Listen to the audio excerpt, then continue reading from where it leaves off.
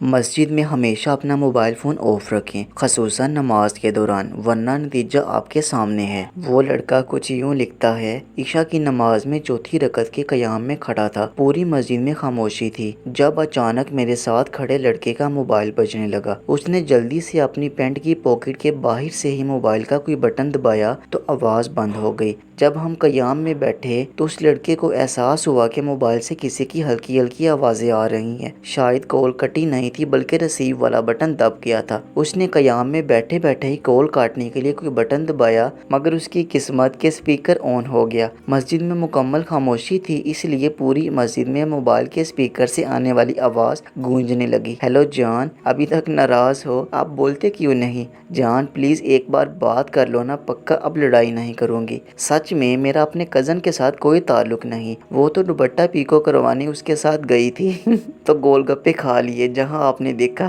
جان please. لڑکا بیچارہ بہت لگا رہا، مگر نہ کال کٹی اور نہ ہی اسپیکر آف ہوا۔ مولوی صاحب نے جلدی سے سلام پھیرا اور اس لڑکے نے باہر کی طرف دوڑ لگا دی۔ اس کے پیچھے اس کے والد محترم بھی جوتی پہننے کی بجائے ہاتھ میں پکڑے نکل گئے۔ پتہ نہیں باہر کیا ہوا پھر۔ تو محترم ناظرین، نتیجہ مسجد میں موبائل فون ہمیشہ آف رکھیں۔